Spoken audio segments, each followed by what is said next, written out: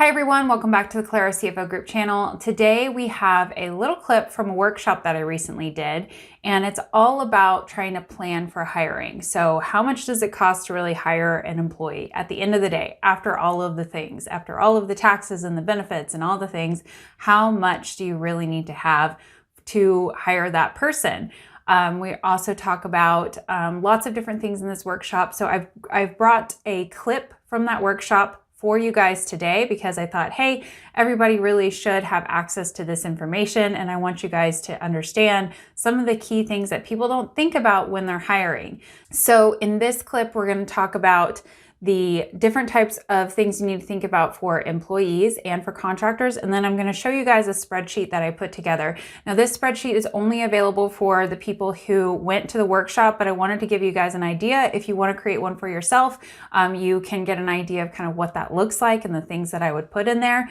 But if you do want to go ahead and grab the full workshop, it was a full hour. We talked through the different types of labor, what you need to think about, whether you're hiring an employee or a contractor. We talked about IRS rules. We talked about the pros and cons of both and kind of the test on whether or not someone should be an employee or a contractor. And then we kind of went through the benefits and the costs of each of those. And then we went through a lot of detailed examples of, hiring a salaried employee, hiring an hourly employee. What does that look like? Contractors, both on fixed fees and on hourly rates. So we walk through examples in the workshop. So if you want to grab a copy of the worksheet and the full workshop, I will put a link to that in the description box below. But I thought, hey, here's a ton of value, and this information should be helpful for anybody, regardless of whether or not you want to go and grab the full workshop. So I hope this is helpful to you. Please feel free to put in the comments any other thing you can think of as you're hiring the costs of either a contractor or an employee. I'd be really interested to hear the types of things that you offer to your employees as benefits. So feel free to put those in the comment section below, and let me know if you have any other thoughts. So let's get into the clip. But before we do that, if you aren't already subscribed to the channel, please go ahead and subscribe. I would love to have you here, and click the little notification bell because that will let you know when we have videos uploaded. We upload one video per week right now, and you will get a little notification when you have that bell clicked. Thank you for watching. I hope this helps. What costs should I be planning for between the two? And this is where we get into, let's go over it high level, and then we'll get into the spreadsheet. So the costs when we're hiring, first, when we're talking about employees, we think about the wages. So that's when you say, okay, I'm hiring somebody at $20 an hour, or I'm bringing somebody on for $75,000 a year. But that is just the beginning. That is just the beginning of the costs. We need to think about taxes, and I need to add taxes to this slide, but it's in our spreadsheet, don't worry.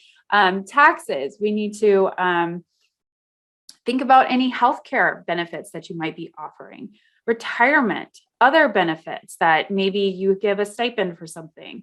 Do they earn a commission? Do you always do annual bonuses? Do you do team lunches and meals? Do you travel? Do you offer a computer? Is there software subscriptions that they're going to need once they get started?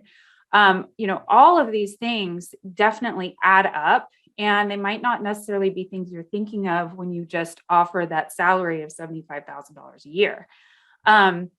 So that's what I want to kind of bring up here. And I want to also make sure I mention here that there is no requirement for you to offer some of these benefits. So when we get into the spreadsheet, you're going to see a bunch of different things that you could offer, or things that, you might want to plan for. But I just want to remind you, it's not required. Now, there's going to be a market, and you're going to have to be competitive in that market. So you might realize that, you could pay somebody $100,000 a year, but if you're not offering them health benefits, they're not coming to you. Okay. So these are the things that we want to think about so we can stay competitive in the market. But also remember, you don't necessarily have to have all of these things. Okay.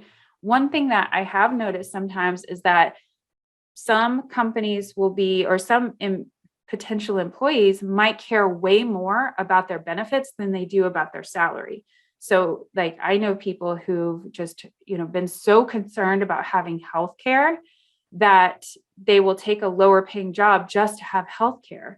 But then at the end of the day, you look at it and you're like, well, actually, it only cost me $400 a month to provide healthcare, but that saved me because I didn't have to pay them an extra $10,000 in wages. So, you can kind of play around with some of this. And really, this is where we think about what does the employee actually care about? And that's something that you will probably hear as you're hiring people. Okay. So when we're thinking about contractors, here's some of the things we need to think about cost-wise. Hourly, are they on an hourly or a flat fee? Do they have just like a monthly retainer? Is it, a flat fee divided by a certain number of months? Do they earn any commissions? It is possible to earn commissions as a contractor. Do you need legal support? Every time you get into a contract, you have your lawyer review it. Is there any software or hardware that person's going to need? Now, remember, that could look like they're not actually a contractor if you're providing them, everything they need to do their job. Remember my photography example. But there is some times where, let's say you have a contractor. So this happens sometimes with me. I'm a contractor for a client and they need to give me an extra license so I can go in and do the reporting I need to do my job. So I sometimes need a license to their software in order for me to have access. That's the type of thing I'm talking about here. And then, any meals and any travel, and then payment fees. So for example, I use Gusto for payroll. Every time I add a contractor, I have to pay $6 for that contractor per month. So yes, it's only $6, but let's get the total cost, and this can help you also look at apples to apples if you're trying to decide, do I hire a contractor or do I hire somebody internally? Because I could kind of go either way and sort of get the same thing done. This is something to think about. Okay. So let's go ahead, take a quick breather. We are about halfway through. That's kind of the content portion of like this workshop here. And let's get into the actual spreadsheet. What we're going to do is I'm going to just kind of talk you through high level here, what this spreadsheet is. I'm going to walk you through the different tabs real quick, and then we'll get into a specific example. So here's some notes just kind of before use. What's this meant to be used for? You can read through that on your own time. So just kind of some tips for using it. And then we have a couple options here. So use a different tab depending on the type of person you're looking to you're looking to analyze. So this tab is for salaried employees. We've got an hourly employee, and up here I have the option to do rate per hour, hours per week, weeks per month, and then it'll give you a total hours per month. Contractor, this is a contractor with a fixed fee. So, if you want to do, $19,000 over 6 months, you can type that in here. We'll walk through one of those. And then contractor hourly. So these are the different tabs, and this kind of talks us through the types of things. One thing you'll see versus salary versus contractor is the employer taxes are up here. And when you go and look at contractor, you don't have those taxes. Okay. So keep that in mind.